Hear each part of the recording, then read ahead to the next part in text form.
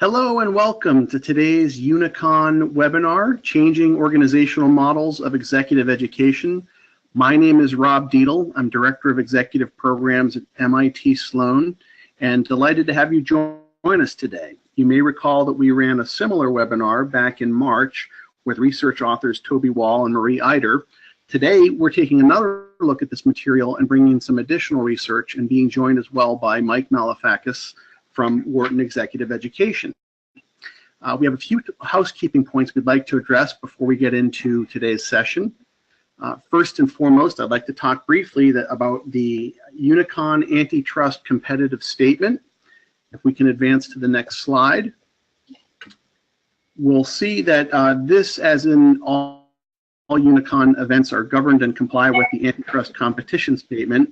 So we'll be avoiding any types of conversation or discussion, be it throughout the webinar or in the question and answer period, that would be in conflict with this policy, discussing specific pricing or other things like that that would apply to this anti-competition or antitrust statement. You may have already received links with links to the research that we'll be discussing today. You can download those materials and feel free to review them. We'll also be recording today's webinar, and you will be emailed a link to the recording in the days following this webinar.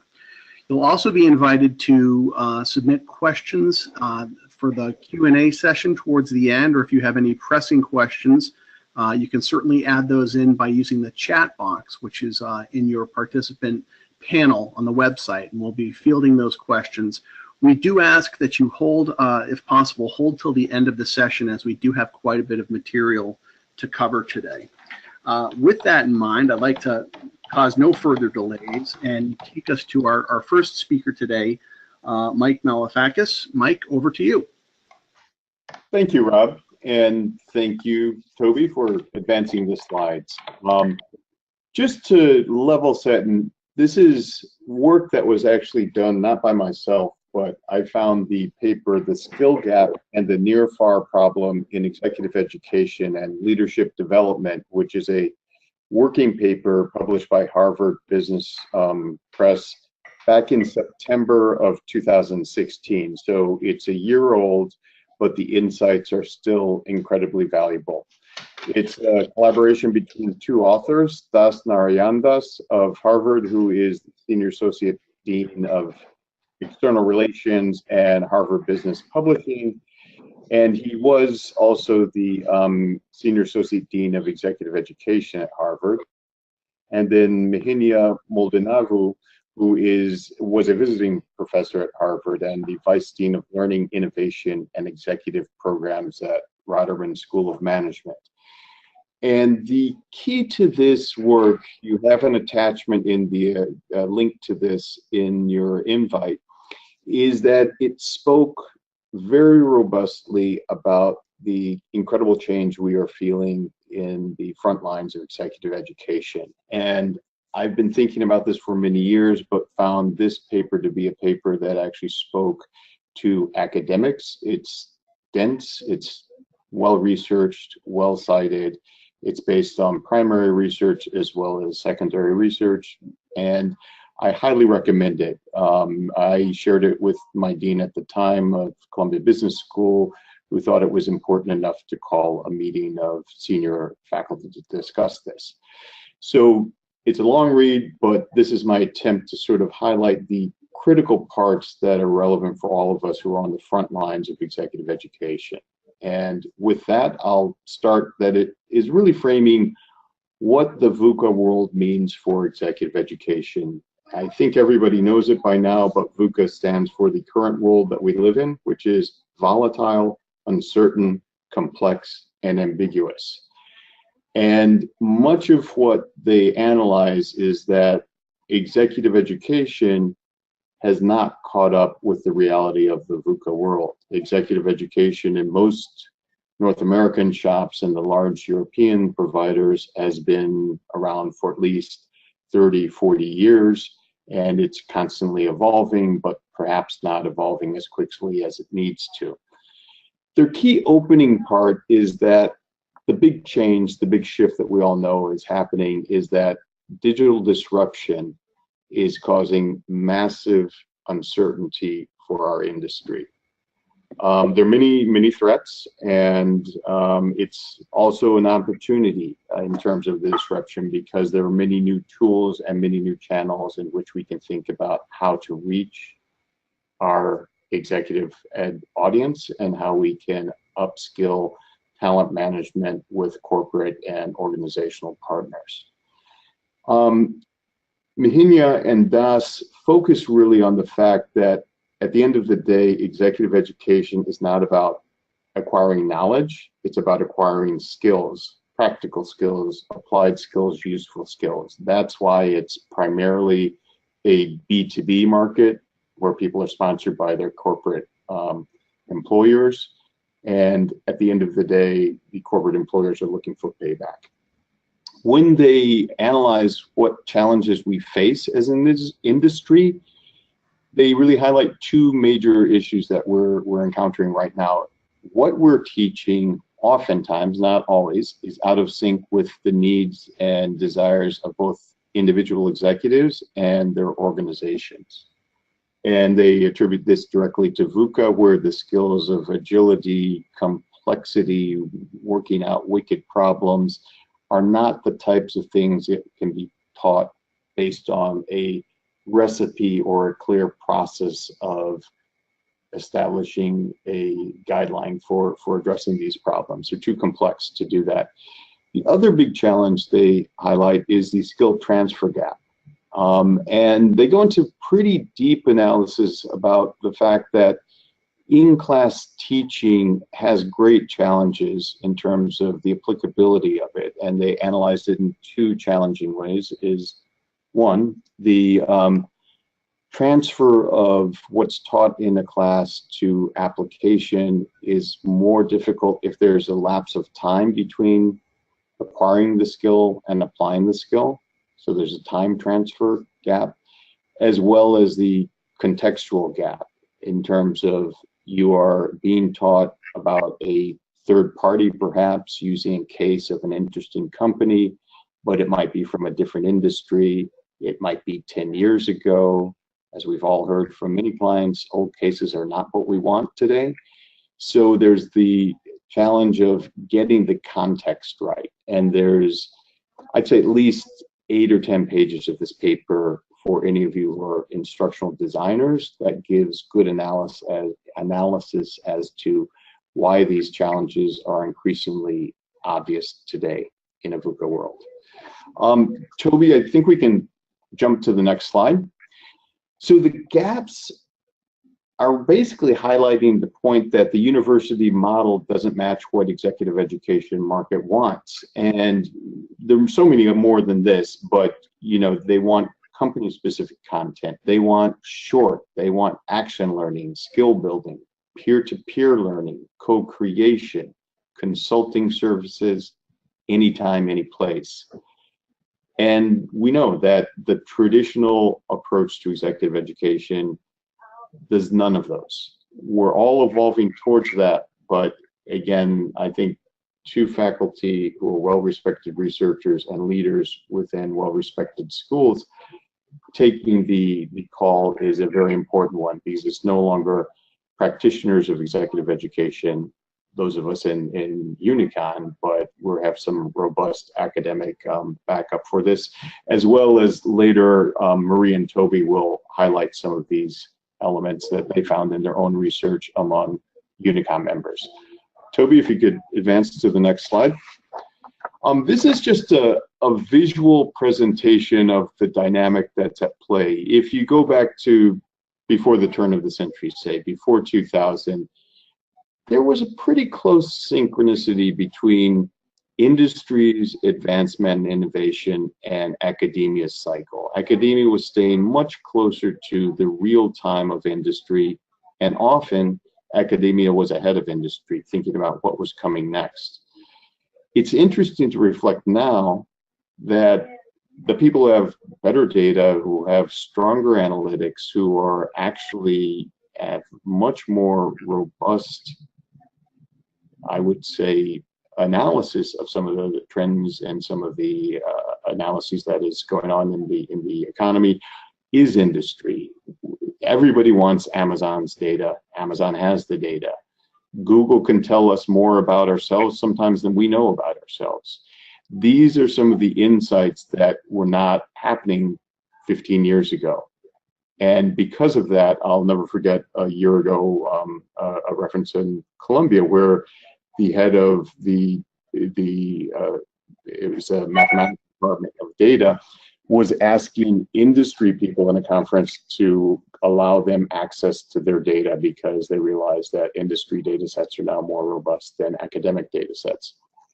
At the bottom, we have, you know, the reality of what's happening today, that industry cycles of innovation are rapidly iterating so quickly, yet academia's cycle is much slower. I think that's fairly descriptive of what's going on, and they have a great quote in the paper, and this is from a CLO who says, "The pace at which skills become obsolete has increased, which makes it harder to plan for changing needs.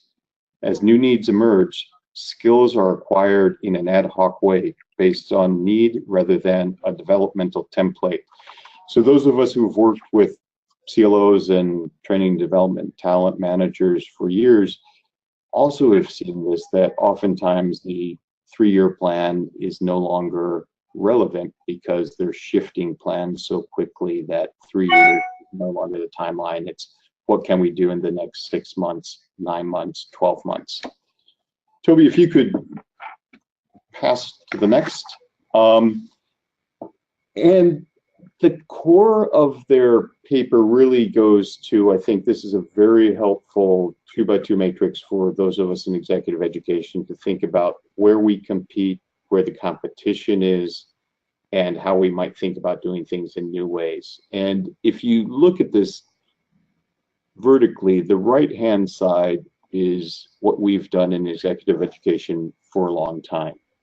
You can think of the upper right-hand corner as the comprehensive general management programs like an advanced management program, and the lower right-hand side as all of our functional programs, whether they be finance, strategy, marketing, leadership.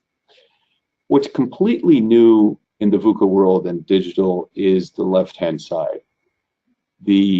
Obviously, the top skills on demand is more sophisticated. The MOOCs on the bottom are less sophisticated. So that's the other axis on this, is that the lower end of this quadrant is things that the probability of skill transfer is low, but the MOOCs have a real appeal. The MOOCapalooza is their name. I love it. It's unstructured, unsupervised, self-paced online learning. I'm sure all of us have had some experience. Maybe none of us have actually completed a MOOC, but we've all sampled MOOCs and probably found something of interest there. The skills on demand can be called many things. It's the just-in-time, the micro-learning. It's contextually very relevant, and this is why they feel that this is actually high stickiness of skill transfer. If you're actually learning on demand, you have a great need for it. You're probably on the job, you're working on a project, and you're going to learn it and apply it immediately. That sticks. You're really learning. So that really has value. The challenge they're sort of proposing in the paper is, where does executive education from traditional universities add the most value? Their bottom line is basically the upper right-hand corner, the core executive development skill set. And this is the skill set that's needed to deliver solutions, think through solutions, collaborate, is in a VUCA world. It's the meta skills that combine both cognitive skills and emotional intelligence. And they go into quite a bit of background about how you can make this happen. And they readily admit that making these type of skill transfers is critical, and it doesn't solely depend on academics. It is much more likely to be successful if it's academics and coaches, if it's academics working with practitioners, They also mentioned that it's not simply based on case study methodology or lectures, because if the case is contextually out of sync with what you're facing, it has little relevance. And the ability to transfer insights from a very distinct case to your own reality are actually much more challenging than originally thought. They go through some research on that. So this is the sort of landscape that we as executive education providers face. You know, the upper left-hand corner is the more sophisticated end of online. And if you haven't seen this yet, at Wharton we were talking with a client who is starting to use something called EdCast. EdCast will scan the web for free content and basically allow a corporation to make curated programs or curated micro-learning bites for their employees from free content on the web. That's one example.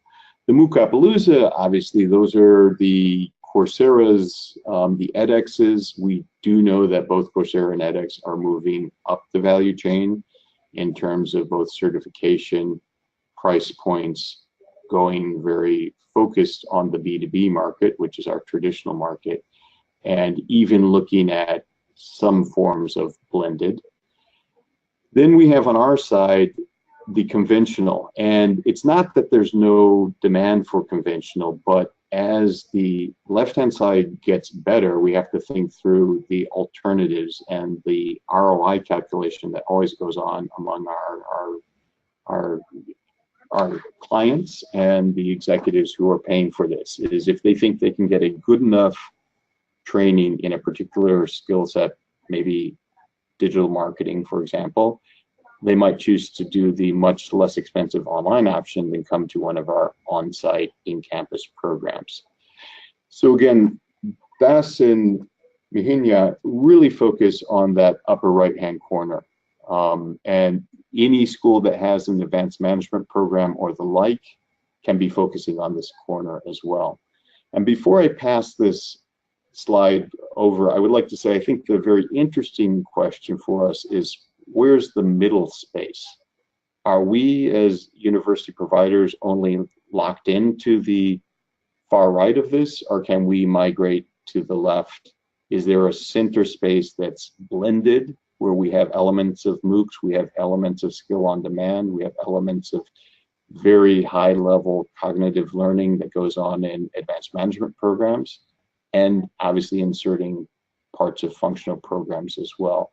So I think for the next 5 years, finding where we play on this map, and each school will have a different focus of where they play on this map, is going to be a critical guide for thinking through executive education in a VUCA world. And with that, I think I will pass the presentation to Marie Eiter and Toby Woll. So, our research question, which links pretty nicely to Mike's presentation, was how are Unicon member schools adapting their organizational structures to meet the changing market needs? We chose to look at 6 alternative models to what I would call the legacy model. And the legacy model is the traditional university-based business school executive education provider. Before I get into that, I want to say that in every case, we looked at motivations, what they were hoping to accomplish by adapting their own organizational structures, their staffing, what were the financial systems that they were moving toward, what decision-making processes they adapted, what was the governance. These are all very important in the picture of understanding new models. We looked at the benefits and risks. Each model brings new benefits, but they also carry a new set of risks. And so finally, we asked each of the interviewees what they thought was essential to their success and what were the critical success factors that made the model work. And looking at that, each of the schools that we interviewed was approaching the problem in a different way. And as we expected, we found that their work was hard and not always comfortable. And thus our favorite Washington Irving quote, "There's a certain relief in change, even though it goes from bad to worse. As I have often found traveling in a stagecoach, it's often a comfort to shift one's position and be bruised in a new place."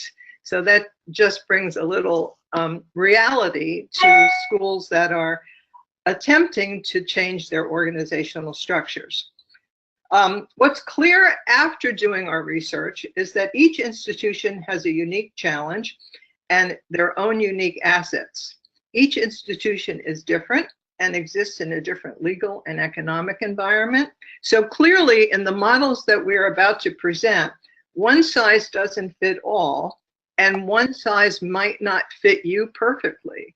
But there's much to be learned from leaning over another person's shoulder. So let's take a look at the models and the categories. The 6 schools that we profiled can be clustered into 3 major categories. What these schools all had in common is they were significant strategic choices that they made that involved the highest level of governance in their institutions. These organizational challenges they faced are described in detail in our report, which we urge you to read. So let me just begin by providing a way to think about the categories that these 6 models clustered under. So I'll just take a sort of a moment to talk about the categories in general. The complementary asset models that you see first represent schools that are joining forces with another institution to meet market needs together. Complementary asset models represent formally independent institutions agreeing to partner or operationally merge because each possesses assets the other one lacks. Both institutions are stronger together than either one had been independently. Complementary asset models can be of 2 types, merging and pairing. And when Toby will talk a little bit in more specifics about these models, I'm just trying to kind of give you an overview of the categories and why things fall into different categories. The single institution models, here, this is a different strategic choice. Schools are figuring out ways of doing more of what they do best. And this kind of relates back to Mike's issue on what he talked about, the higher level meta skills and the ability to solve complex problems. Because in the single institution models, they really try to bring all the resources of the institution to bear on client needs. Single institution models can be narrow, as in the focus model, or broad, as in the university-wide centralized model. They differ from the traditional university-based business school model in that they are not embedded in the business school or of the university. They are either a standalone business school, such as FDC, or a university that has a single centralized point of entry at the university level for all professional and executive development. And finally, the last category is the outsource model. This represents schools finding a partner or partners who can operate at arm's length and be more entrepreneurial. Outsource models come in a variety of shapes and sizes. The 2 we examined in our research were handing off and the partnering model. In both cases, the executive education provider finds another organization, which may be nonprofit or for-profit, to work with. As opposed to the complementary assets category, there's a distance between the school and the activities of the partner. There may be some guidance provided by the school, and there may be revenue returned to the school, but the outsourced organization has significant autonomy and typically draws its faculty from a number of institutions, not just a single partner. Now, this is a very broad overview of the categories of models and how they differ and what their commonalities are. Toby is now going to provide more detail about 2 of these specific models. Hi, this is Toby, and so we'll pick up with this story. I think when Marie and I were discussing which of the schools that we studied we should discuss here, we really wanted to pick up on a couple that reflected back onto what Mike highlighted as the challenges of today, which are, one, how do you manage anytime, any place? How do you manage what we might call distance or blended learning opportunities? And two, how do you get deep into how can schools have a way to get deep into the lives and working environments of the students that they're serving? So that was why we picked these two particular case examples to discuss in more detail. But I want to go back to what Marie also said, which is that the white paper, that research paper that we produced for Unicon, the link is in the notice of this webinar to you, and we urge you to look at it and to get the more detail, because obviously we're going to be working at a surface level. So the two that we are going to talk about, one is the complementary asset model, and the other one is the outsource model. We chose AIM-WA, UWA, which is a pairing model to talk about. And they laughingly said it probably is the longest name of any institution that we are going to study. But AIM-WA stands for Australia Institute of Management of Western Australia, and UWA is the University of Western Australia Business School. To start out, what was really interesting about this case example is that both partners possessed assets that the other one lacked. So, starting with AIM-WA, it was a private nonprofit organization. It was member-based, and so industry members from the Perth and Western Australia area had membership in the organization, and it served middle management and vocational training educational needs. It was very fully staffed, not only with people who are particularly responsible for managing the membership and the marketing and the delivery of short programs, but AIM also had an extensive network of external consultants and subject matter experts. So their expertise was really, and their venue was really appropriate for short interactive education, and they had the marketing and administrative support to make that possible. UWA Business School was much more what Unicon members are totally familiar with, which is a research university serving graduate and undergraduates with highly research-oriented faculty, fully accredited, in this case with EQUIS and AASCSB, not necessarily built in a way to be conducive to executive education. Certainly, UWA had an executive education program. They served it well. They had faculty who loved teaching in it. And their students were interested in short courses and were very interested in being able to have project opportunities in local industries. So they were both in executive and management education. Each had strengths, but they were quite complementary to each other. This joint venture, interestingly, started 17 years ago. And I want to make the point that it really was a joint venture. When it started, they had a governing board that was 50-50 representatives from AIM and UWA. Then by 2014, it reformed. And when it reformed, there was the governing board that had been set up originally, but now it became an advisory board. And the people who had operational responsibility for this joint venture, separate entity, managed on both sides, were the CEO of AIM and the dean from the UWA Business School. So this joint venture, which is now 17 years old, set up and now advised by the two institutions, but operationally run independently by principals from the two joint venture partners, has its own staff. It draws on faculty and from the university, but also from the consultants and the subject matter experts that AIM had traditionally used. It has its own goals, and it's very, very good at doing customized product development and program development for the members that AIM served. Interestingly, once the organization has come to the end of the year, the profit is split equally between the two joint venture partners. So they had assets that the other one lacked. It was set up as a joint venture and operationally was run as very much a joint venture.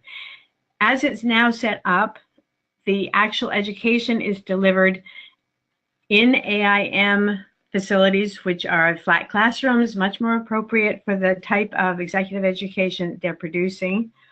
And it is staffed by whomever the joint venture requires is appropriate for the needs of the client. That might be faculty, it might be subject matter experts, it might be consultants.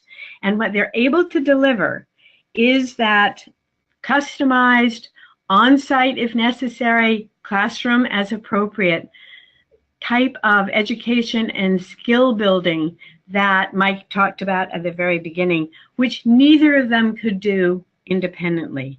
So they're stronger together than they were independently. And they run this book of business with a shared governance model. Now, as Marie referred to, this is not without its challenges. You know, obviously the faculty, as we've all experienced on the UWA side, is hard to recruit. They have their own consulting, so maybe that gets a little bit challenging to know whether their consulting will go through their own consulting businesses or through the joint venture. When there is a business downturn, because they are so focused on the Western Australia market, they all go together when they go up or down. So it's not without its challenges. However, it has been built over 17 years, and there's an enormous amount of understanding and trust and willingness to cooperate in this paired model, this joint venture. And what they're delivering is something that neither one of them could have delivered alternatively. So that's the one model. We'll absolutely have time for questions at the end of this webinar. So I'm going to go on to the second case example that we thought you might be interested in, which is one of the outsource models. This is a model we call the partnering model, and it is expressed by the Emeritus organization.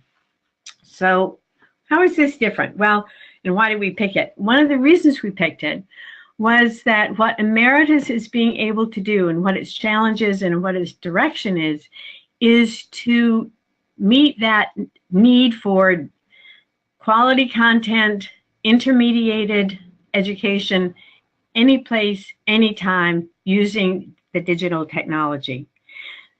Turns out that the schools that are involved in Emeritus, which are MIT Sloan School of Management, Columbia, and Tuck, and Emeritus, which is the Indian for-profit corporation that partnered together with those three schools, had the same objective. They shared the goal of taking quality business education to India, Asia, and the Middle East. Now, the three universities, the business schools, their reason for having this goal is obviously to extend their brands and to serve markets that they otherwise had great difficulty reaching. You know, as we all know, faculty are really excited to go and do a custom engagement halfway around the world once or maybe twice.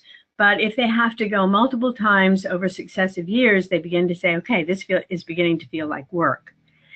Emeritus, on the other hand, absolutely wanted to build its for-profit business in this geographic area. So they had the same goals coming at it from two different perspectives. What they did was they created a distance between the schools and the activities of the partners. And let me explain that a little bit more.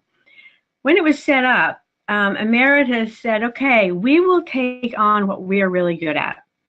We have expertise in marketing, in the logistics of online education, which would be enrollment, invoicing, accreditation. We're very good at student services. We're very good at capturing material and turning it into interactive online interactive modules. And what you have, MIT, Sloan, Columbia, and Tuck, is incredible brand recognition. You have amazing faculty. You have faculty with content that we all want. And you have a high sense of brand integrity, so you will keep our quality high. So there was a distance between the two. Meritus, set up as a for-profit organization, took on the responsibility to create and run the business. However, they also said, we want you intimately involved in how this business goes. So they set up an advisory committee on which the 3 schools sit, and decisions are made by that advisory committee in terms of what are the programs that should go out, what are the quality assurance type of systems that should be put in place, which school is the better to produce the next course that's going to be in the ones offered. And so that advisory committee is very, very integral to what is going to happen on the ground as executed by Emeritus. In terms of financial arrangements, faculty whose content is captured and created as an online learning experience are directly compensated by Emeritus, and at the end of the year, the profits that are generated by Emeritus are split with the schools. So there's definitely autonomy, but it's a very close coupling between the schools and their partner, and there's a good deal of oversight. So really a fascinating opportunity for that partner to have autonomy to run and experiment in this business without the schools having to make vast investments in how do you do online learning, how do you get people on the ground, how do you penetrate these markets in which they have less than they would like to have in terms of their expertise. What they have been able to do is deliver online opportunities for education to these markets without the schools having to make the investment. And it's more, it's from, as Peter Hurst said from MIT, it's a way for us to do an experiment without the massive investment.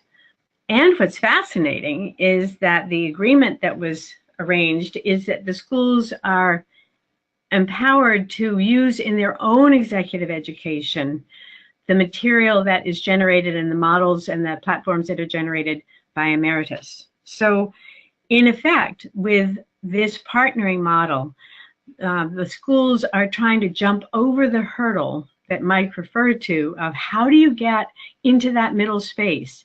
How do you play in the new world of online education intermediated by local TAs in the language of the country in which you are without having to make vast investments sort of to bet the school? So I think that these are really interesting examples. Not easy. In the Emeritus model, it is an experiment. It requires a lot of attention from the partner schools. Just getting the 3 partner schools to sign the identical contract was an enormous undertaking. So understand, there's nothing easy about this, but it is, in both of these cases, I think, a perfect example of how 2 Unicon members are doing exactly what Mike referred to in the beginning of moving into that middle space on an experimental or on a joint venture basis to see what it feels like, to see what they can do. So I think that these are useful. Again, I'm sorry, in the interest of time, we're doing this on a very sketch-like fashion. I urge you to read the case examples in the paper because they include a lot of examples that we haven't talked about. But maybe to wrap up our segment, I'll turn it over to you, Marie, because I think we did come up with 3 critical success factors that are worth highlighting before we go to questions. Yeah, we found that a few generalizations seem to apply to all of these innovative alternative models. The first one being time. It just takes a long time for these new organizational models to be negotiated, to take hold, and to succeed, because they all involve a modification of an existing organization or the creation of a new one, and they bear the burden of institutional reluctance to change. So be realistic and be prepared to invest the time in that it takes to make this work. Trust. Trust in the VUCA world is hard to come by, but trust among the partners is crucial. Again, because in these instances, organizational boundaries are being crossed, there are many players with much vested interest. Faculty in particular need to be comfortable with the new model. The extended amount of time, though, that it takes to set up these models can actually be a blessing. It can be helpful because in that process of setting up the new model, you can actually build a trust that needs to be developed by working through all the issues together in the new venture. And finally, I can't say enough about top leader commitment, because these new models are strategic in their nature. Although they may be viewed as experimental or exploratory, they all involve organizational change, which by definition requires the sustained commitment of the dean, the provost, and most probably the president of the university. So keep in mind that any one of these, even though they might start out as, well, let's just try this and experiment, you really need to think about time, trust, and commitment here in terms of even attempting to make the new model work. So I think we've actually met our goal, and what we have purposely done is to leave some time for questions, and perhaps we can turn back to you, Rob, and maybe you can facilitate the question and answer portion. Yes, thank you. And thank you all for a wonderful delivery of the webinar, covering all the material in such a timely fashion. At this point, we would encourage participants to submit their questions via the Q&A panel that is on the side of their navigation panel. So please feel free to submit those questions. I have one question. Given Marie, Toby, and Mike, all your combined experience in executive education, do you view this as a new phenomenon occurring in executive education, or is it just kind of manifesting itself in a different way with technology? Well, I always had an old saying that I have used over and over again, is that anytime there is a change in the market, and a significant reset, basically the business always comes back, but it always comes back in a different way. But I'm going to ask Mike to take it from here, because I think in this VUCA environment, there are some differences. I agree, Marie, and I think it goes back to digital that, and I remember Marie saying that back in 2008 or 9, after that last massive financial downturn that was significant to all of our businesses. But, Marie at that time was also referring to SARS, to 9/11, and to other events that had major impacts. There was always a reset, but it sort of came back in a slightly different way. And I think the real critical thing to keep in mind now is that there is really no reset time. It's continual change all the time due to digital. And there's not a new plateau of stability that we're going to reach. We certainly are going to reach plateaus of stability in certain areas, but again, the wealth of data that we have access to now, the wealth of technological innovation, from machine learning to wearing Fitbits that can track anything and everything we do, to social media, all allow for a much more agile and mobile way of thinking about how learning takes place and how the skills can be developed. And the universities, I'm convinced, will always have a special place for deep skills for, if you will, almost like the operating system of how you mentally think about things. But updating is going to be oftentimes a choice between going to a university provider of executive education or finding a quick solution online. So I think it's a fundamental shift now. This is Toby, I'll just jump in. As you two were talking, it occurred to me also that one of the changes that I think has been recognized in Unicon membership and in the world economies in general is its incredibly important development of other areas of the world than the American European-centric concept. And I bring this up because when Marie and I and Jenny were doing the research for our research paper, it turned out that the universities that we were looking at that were doing the new experiments in, as Mike mentioned, moving to the middle, were not U.S. universities. They were primarily coming from around the world and able to operate in environments where the laws about nonprofits are different, where the investiture of universities often had a different size and shape to them. So I think one thing that may be different, and maybe it's just more of the same, is that meeting that middle ground with the university aura behind you may be a great deal easier for our wonderful Unicon colleagues who are outside of the United States and European markets. Not markets so much, but where they're established. I think that may be one, not tectonic shift, but something that has been emerging. Just a thought. Great, thank you. And we do have some questions coming in from our participants. I think the first one really kind of gets to some structural issues, but what kind of organization chart does each model support? That's a difficult question to answer because, well, I would say they have their own, the new entity has its own organization model.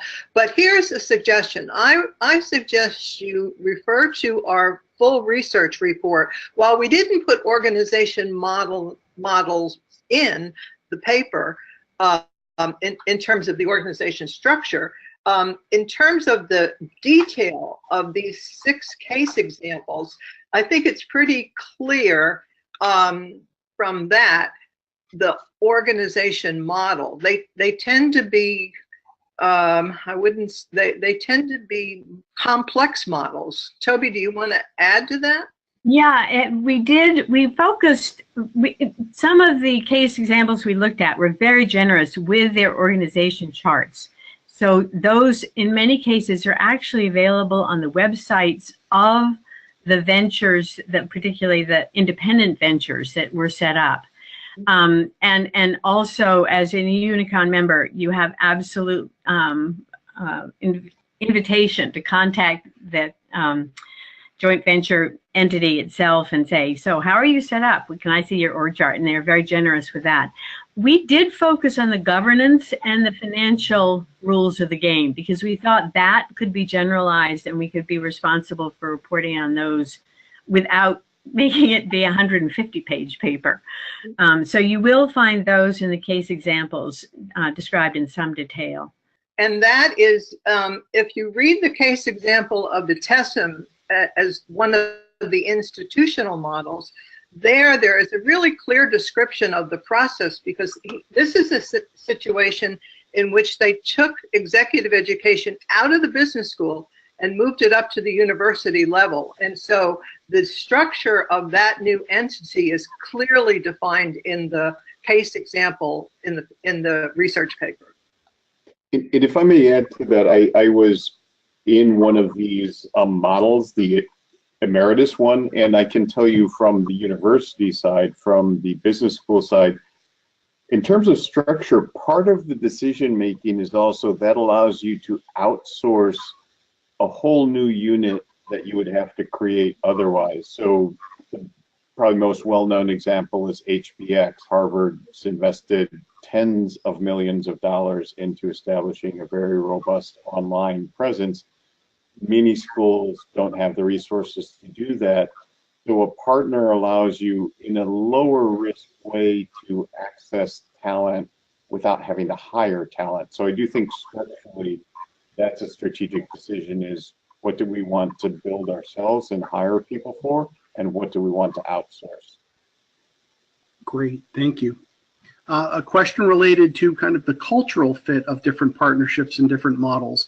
Did you come across any tips or strategies that groups may have found useful, both as they were exploring opportunities to engage in these different models, or lessons that they may have learned post-partnership that might be helpful?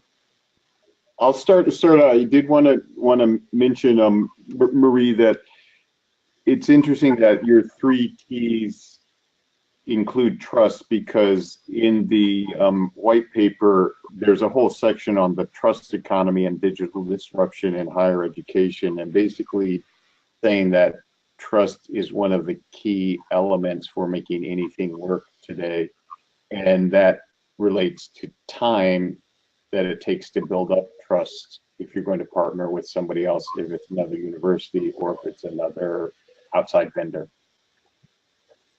Yeah, and this is Toby. I'll jump in on this one because it's a fascinating question.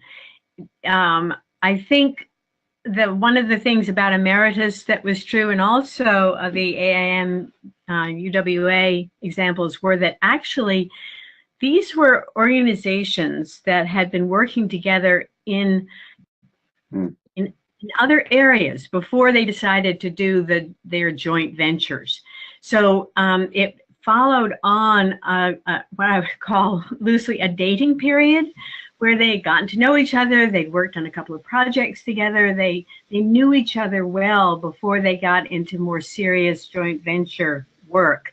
The other thing that is interesting, though, is that, again, Peter Hurst, I remember saying that one of the huge benefits of doing the Emeritus project is that he got to know his colleagues at Columbia. That was Mike. Wonderful coincidence. And also at Tuck, in a way that he would never have gotten to know his colleagues. And now there's an interaction and opportunity for some sort of other activities together that would never have come up before. So from a culture standpoint and a trust standpoint, getting to know each other, having time to work together, maybe doing a small experimental project together, just trying it on, see how it feels, see how your cultures work together, is, I think, a very important component. I can add one thing here, and that is that one of the models that we haven't talked about in detail, but is clearly explained in detail in the paper, is the merger between Ashridge and Holt International Business School. And there, and I think this is probably true in all cases, the cultures of both of those schools were rather similar in that they were very much interested in applied knowledge as opposed to, say, a research institution like MIT. And so the faculty really wanted to focus on the practical aspects rather than some esoteric piece of research that might relate to the problem. And so I think there, the faculty in both institutions were rather similar in their outlook, and in those cultures, they were similar. So I think that's a place to look at too. How will my faculty mix and integrate with the other partner organization? That was pretty critical for the success of the Holt-Ashridge merger. Great, thank you. And then another question, while it may be difficult to predict the future, do you view the current list of models that you've set forth as being fairly steady state, or do you think there's an opportunity for either expansion or contraction to the models that you've identified? Oh, I think there's a lot of room for expansion. I mean, one of the things about our research, and I think it's to be further explored, is we really didn't do a comprehensive survey of all Unicon members. So there might be models out there that we don't know about and haven't explored yet. So by surely there's room for expansion here. And I think each of these may, over time, the ones that we did write about in detail, each of these over time might sort of evolve to something different as they continue to work together. So I would say there's no steady state here. Great. One more call. I see we're approaching the top of the hour. Any final questions from our audience today? Please submit them through the Q&A box. And could I just say, seconding Marie, I fully agree. It's going to be continuous change now, and that's why I think the model that Das and Mihanyo present is a good conceptual model, because it allows you to think creatively about where you want to play. And I will just give a local example. Here at Wharton, we have built our own online web capabilities, but we are also exploring with third parties other capabilities. So I think there's going to be lots of experimentation and iteration going forth. It'll be exciting to hear from all the Unicon members the new models they're building. This is Toby, and I love that focus as a nice way of sort of wrapping up. Unicon membership is amazing and generous with their information, and I know the benchmarking committee is working on how to really fashion questions that will allow Unicon to gather membership about what membership information that takes off from the research that Jenny and Marie and I did on specific case examples to see what the broader landscape looks like. So I urge you as Unicon members to work together and, you know, see if you can figure out a way to surface the incredible ingenuity and innovation that's going on in executive education these days. It's very exciting. And that's a great segue to our last question that's come in. Will this conversation continue, and will these issues be discussed during the team development conference in Monterey? So if anybody in the audience is involved with planning that conference, it looks like there's a strong demand to continue this discussion in Mexico. With that, I don't see any other questions coming in, so I'd really just like to take one final moment to thank Marie, Toby, and Mike again for sharing their insight and delivering a wonderful webinar. A reminder that this webinar has been recorded. You will be receiving an email with a link to it in the next few days. We'll keep you posted on any other webinars that we're scheduling in the months ahead. Thank you all for your time today. Best wishes for the weekend, and we'll look forward to being in touch online again soon.